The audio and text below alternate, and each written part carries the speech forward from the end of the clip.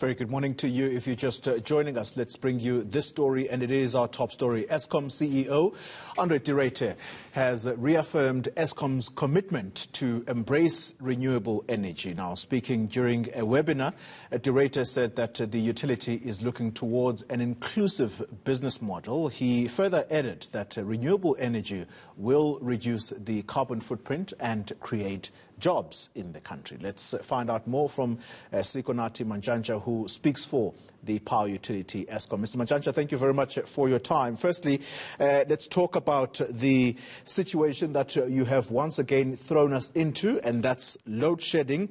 The most worrying part is the escalation to stage 3. Why is that?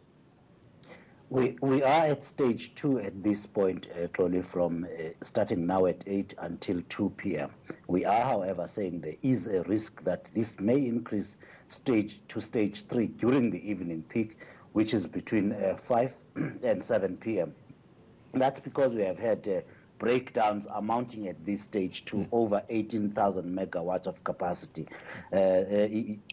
Just for context, Eskom's installed capacity is 44,000 megawatts.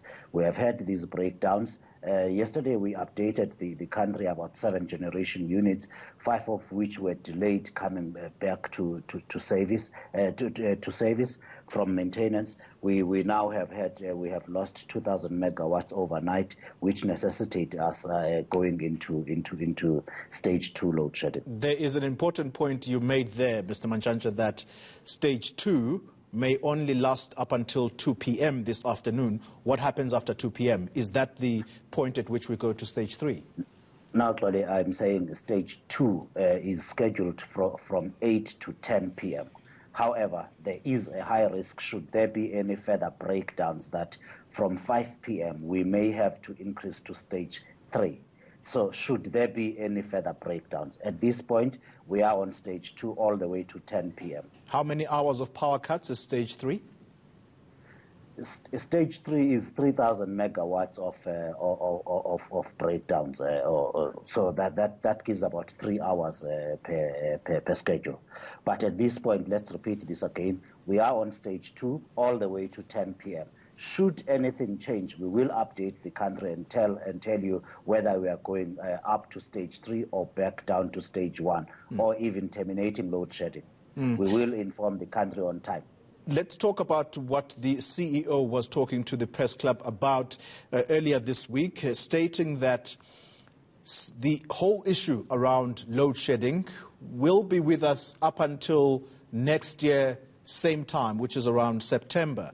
But he does seem to be contradicted by experts who are saying that this thing, the load shedding, will likely be with us at least for the next 3 years. So who are we to believe here?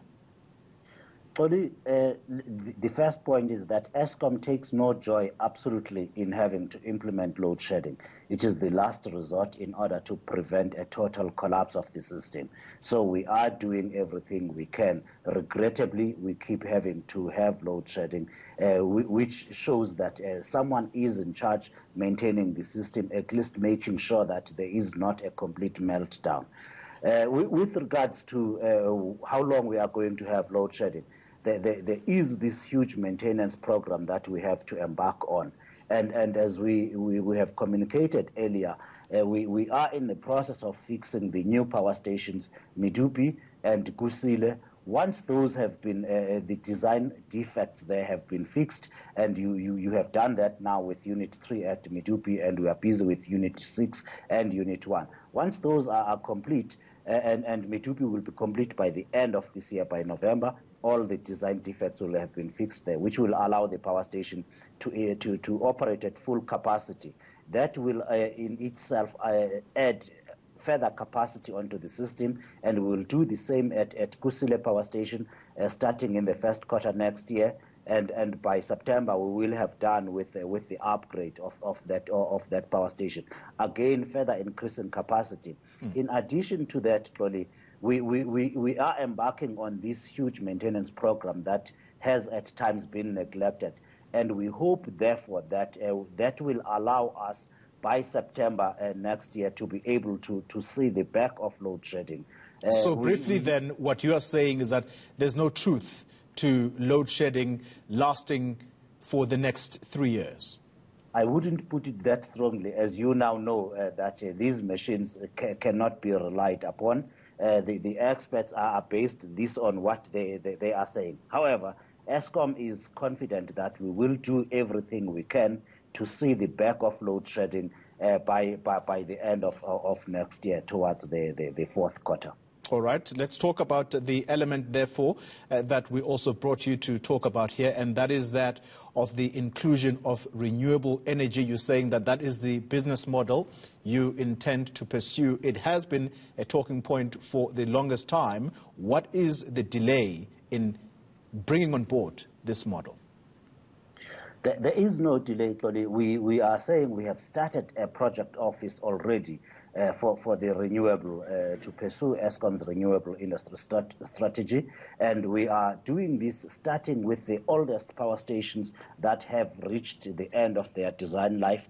We are repurposing these, and there is a tender out where we are requesting proposals from investors and from the affected communities to help us repurpose those stations. For example, where the old coal generation infrastructure has now reached the end of its life, we can possibly put things like solar or use natural gas for those power stations. This office that Eskom has started is there to coordinate all of this work and pursue into the future Eskom's strategy to bring a diversified generation mix into the company.